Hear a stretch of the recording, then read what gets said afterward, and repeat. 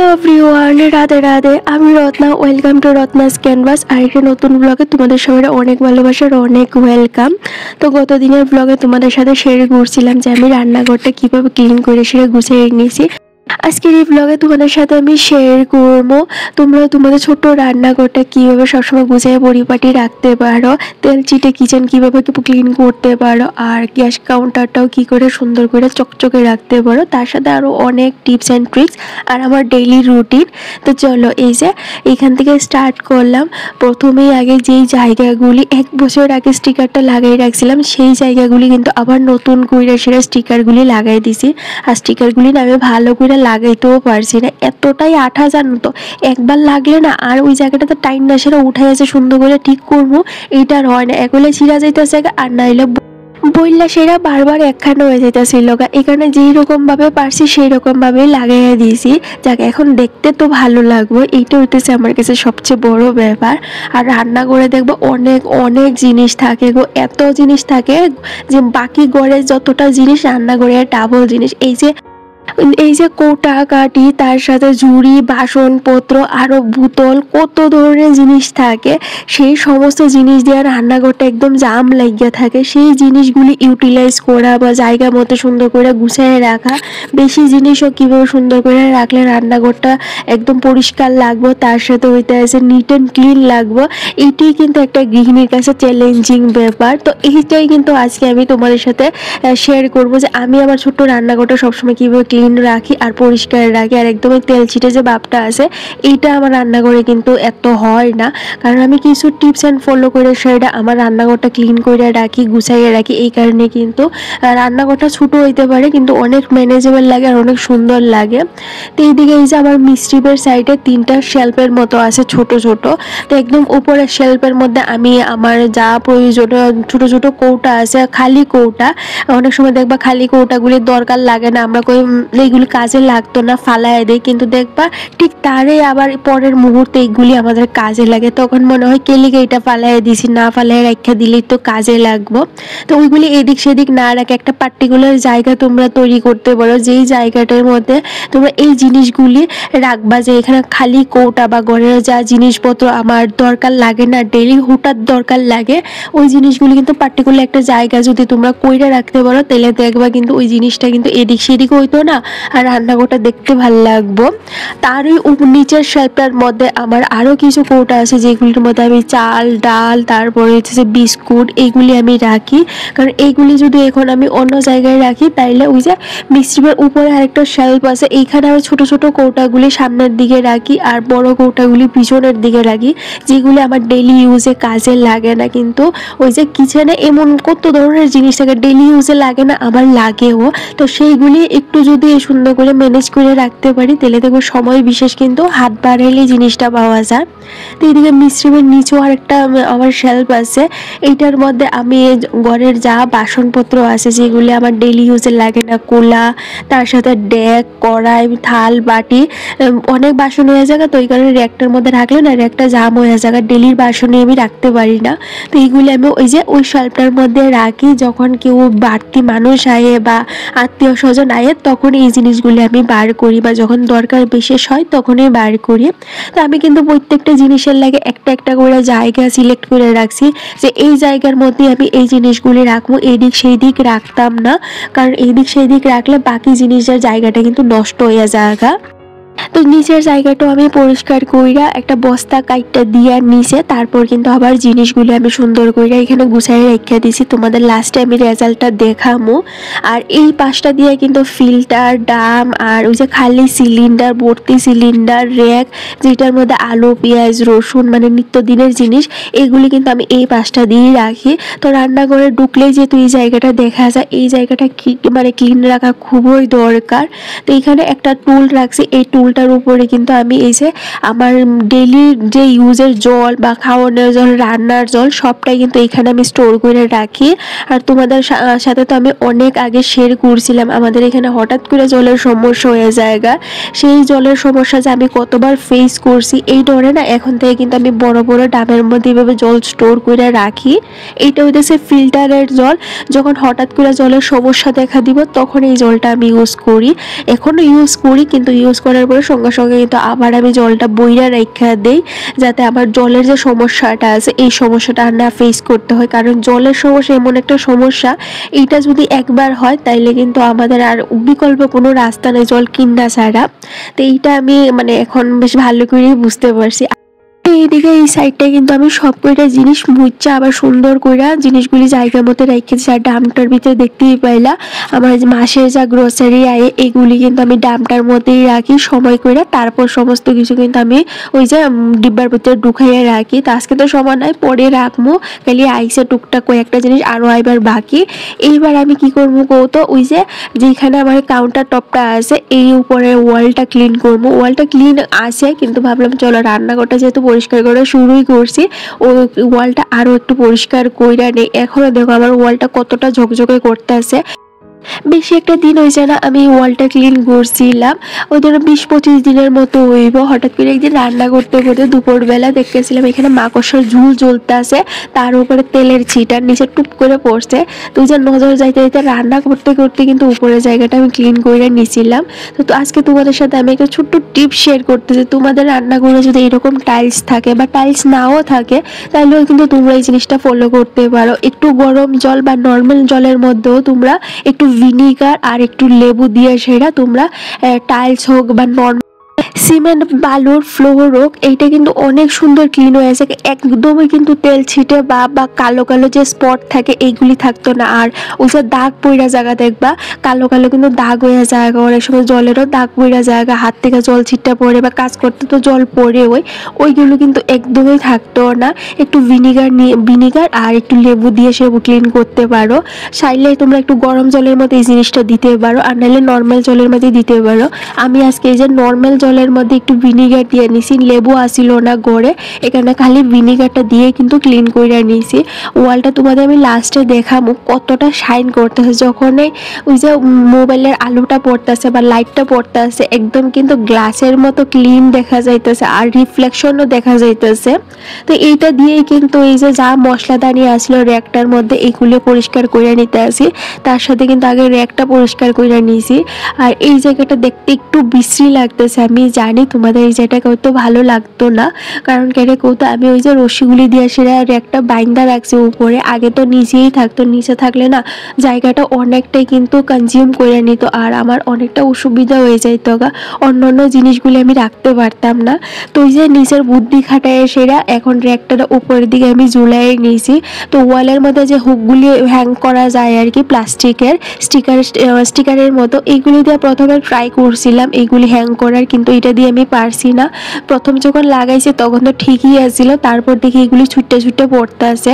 আর মশলাদানির যে র্যাকটা আসলে এটা ছুটটা পড়ে আমার অনেক কয়টা কাঁচের কৌটা ভাঙিয়ে গেছিল গা। তারপরে এইবার এই যে রশি দিয়ে বাইন্দা রাখছি, দেখতে একটু বিশ্রী লাগলেও কিন্তু আমার অনেকটা স্পেস বাচ্চা গেছে গা। এখন সেই জায়গার মধ্যে আমি অন্যান্য জিনিসগুলি রাখতে পারি। তো এরকম অনেক সময় হয় গো আমাদের সাথে, যে দেখতে জায়গাটা বিশ্রী লাগলো আমাদের হাতে কোনো উপায় থাকে না, এই কাজটা আমাদের করতেই হইব। তো সেই দেখতে বিশ্রী জায়গাটাও কিন্তু আমরা ঠিক করতে পারি যদি আমরা একটু বুদ্ধি খাটাই নেই, জায়গাটা ক্লিন রাখি। আর দেখবা সবসময় জিনিস খরচা করে বা নতুন কিছু বানাই যে এই জায়গাটা সুন্দর করতে হবে এরকম না, একটু পরিষ্কার পরিচ্ছন্ন সাজানো গোছানো জিনিস থাকলেও দেখবে সেই জায়গাটা কিন্তু ম্যানেজ হয়ে জায়গা দেখতে ভাল লাগে। আর জানো তো বন্ধুরা আজকে আমার বড় বাড়িতে আমি এদিকে রান্নাঘর ক্লিন করতেছি, আমার বড় এদিকে ব্যালকনি ক্লিন করতেছে, উপর দিকে এতটাই মাকড়সার ঝুল হয়ে গেছে গা, ও কিন্তু ওইদিকে ক্লিন করতেছে। তো এদিকে এই যে কৌটাগুলো আমি পরিষ্কার করে নিয়েছি, তার আগে র্যাকটা কিন্তু ভালো করে পরিষ্কার করে নিয়ে এবার জিনিসগুলো জায়গার মধ্যে রাখতেছি। আর এই যে বড় দুইটা কৌটা দেখতে বলে মুখটা কিন্তু আমি লাগাইছি না, এই যে ডেলি রান্না করার সময় কৌটাটা টাইনা বার করো আবার রাখো, এই কারণে আমি এখানে একটা ছোট্ট টিপস ইউজ করলাম। কৌটার মুখটা না এমনি রাখা দিছি যাতে এটা তেলি চুলা যাতে নাও ঢুকতে পারে, আবার আমার কাজের সময় যাতে ঝটপট করে জিনিসটা আমি নিয়েও নিতে পারি। এই বড় দুইটা কৌটার মধ্যে আমি জিনিস রাখছি, একটা তেজপাতা আর একটার মধ্যে শুকনা মরিচ। তো এই যে কৌটাটা যখনই আমি দরকার লাগে মুখটায় উঠায় সেটা জিনিসটা নিয়ে আবার সঙ্গে সঙ্গে কিন্তু কৌটাটার মুখটা আমি এবার লাগাইয়া দিই, এটার মধ্যে কিন্তু তেলি চুড়া আবার ঢুকতে পারতো না। তো এই যে ডেলি আবার আমার এটা টাইমটা বার করতে হয় না এখান থেকে।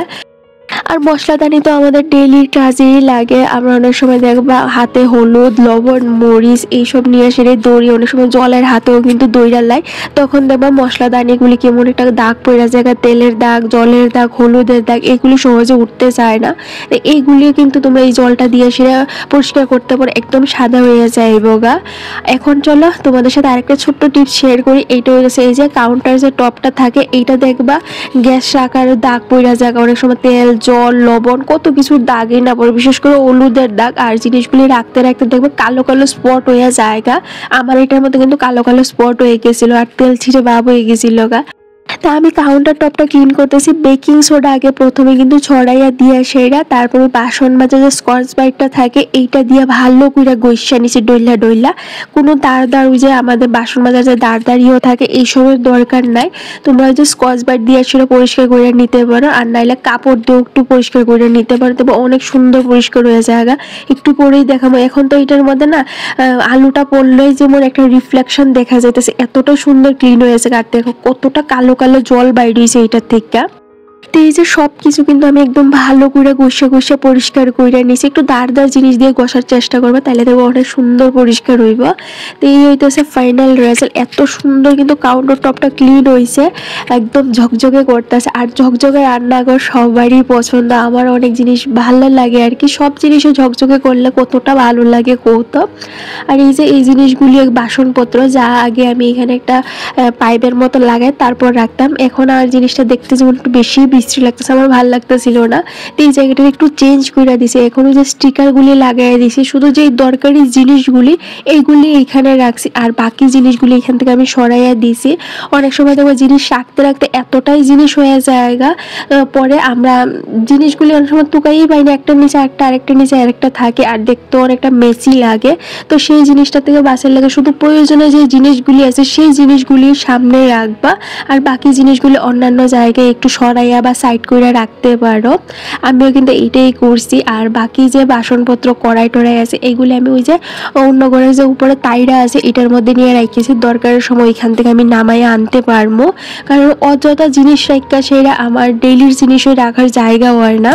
তো এদিকে সব কিছু আমি গুছায় রেখে দিয়েছি। ওই হাতা খুন্তির যে জায়গাটা আছে এইটা এখন আমি উপরে কইরা দিয়েছি, উপরে আমি একটা ঝুড়ির মধ্যে এগুলি রাখি, তাহলে নিচে অনেকটা স্পেস বাইসা জায়গা। এখানে চলো আরেকটা ছোট্ট টিপস শেয়ার করি। আমি এই যে বোতল সবসময় কিন্তু রাখি এরকম একটা মুখার উপর, তেলের বোতলটা দেখবা তেল টালার পরে তেলের গায়ে দিয়ে সেটা ভাইয়া ভাইয়া সেটা তেল পড়ে, আর যে এখানে রাখবা সেই জায়গাটা কিন্তু একটা দাগ হয়ে জায়গা। তো এইটার থেকে বাঁচার লেগা তোমরা কিন্তু এরকম মুখা ইউজ করতে পারো, বা ছোট প্লেট, তোমাদের কাছে যা যেই রকম জিনিস থাকে সেইগুলি ইউজ করতে পারো। আর এই যে বেসিনের সাইডে কোনাটার মধ্যে আমি দেখতেই পেলে কীরকম ভাবে জায়গাটা ইউটিলাইজ করছি। নিচে রাখলে এটা থেকে জল পড়ে, এই কারণে এখানে আমি কিন্তু ওই যে টাইলস রাখা, বোতলের উপর টাইলস রাখা তারপরে এই জায়গাটা আমি তৈরি করছি, দেখতেও ভালো লাগে আর জিনিসে কিন্তু কোনো জলও পড়ে না।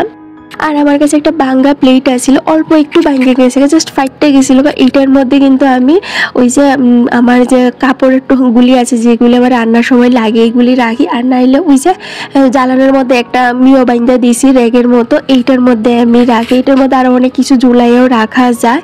আরেকটা টিপস তোমাদের সাথে শেয়ার করি, তোমরা বাসন মাজার যে স্রাফ হোক বা সাবান এইটার মধ্যে কিন্তু কোনো সময় বাসন মাজার যে স্কচ ব্রাইটটা থাকে এইটা রাখবা না, তাইলে দেখবা জিনিসটা কিন্তু মানে সাবানটা অনেক তাড়াতাড়ি গুইল্লা যায় পোকা, সার্ফটাও বেশি নষ্ট হয়।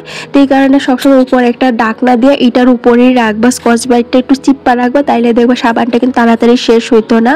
কারণ অল্প অল্প করেই কিন্তু সাশ্রয় হয়। বেশ অনেকদিন আগে এই জিনিসগুলি আমি বানিয়ে রাখছিলাম। এই তো ভাবতে পারি এই জিনিসগুলি কি, এইগুলির মধ্যে কিন্তু আমি রান্নার পরে যে বাটি থাকে গরম গরম বাটি এইগুলি রাখি। শীতের দিন তো আইয়ে পড়ছে, এখন এই জিনিসগুলি কিন্তু আমাদের অনেকটা কাজে লাগবে। এই জিনিসগুলির উপরে যদি তোমরা রান্নার তরকারি ভাতের ডাকে রাখো তাহলে দেখবে তাড়াতাড়ি কিন্তু ঠান্ডাও হইতো না, আর এটা অনেকক্ষণ গরম থাকবো। কারণ শীতের দিনে তাড়াতাড়ি কিন্তু ঠান্ডা হয়ে যায় আর বারবার গরম করতে হয়।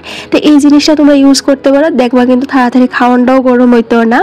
আরেকটা ব্যাপার হইতেছে এইটা ইউজ করলে কি হইব কৌতো, ওই যে আমার যে স্টিকারগুলি আছে এগুলি তাড়াতাড়ি নষ্ট হইতো না, জল না পড়লে তো আর নষ্ট হইতো না। আর গরম গরম খাওয়ান রাখলে এইটা কিন্তু তাড়াতাড়ি গাইমাও জায়গা, এখানে স্টিকারটা তাড়াতাড়ি নষ্ট হয়ে জায়গা। তো তোমাদের কাছে স্ট্যান্ড না থাকলে এটা ইউজ করতে পারো।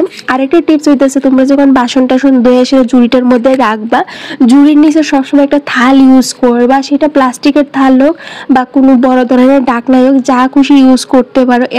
এই থালটা ইউজ করলে কি হবে, বাসনে রাখার পরে ঝুড়ির মধ্যে দেখবো তারপরে কিন্তু টুপটুপ করে নিচে দিয়ে জল পড়ে, সবসময় সিঙ্কের উপরে রাখা পসিবল হয় না। যারা তোরা ভালো সিঙ্ক আছে, সুন্দর সিঙ্ক আছে, সিঙ্কের উপরে মানে বাসন রাখার জায়গা আছে, তাদের তো কোনো সমস্যা নেই, কিন্তু আমাদের সমস্যা।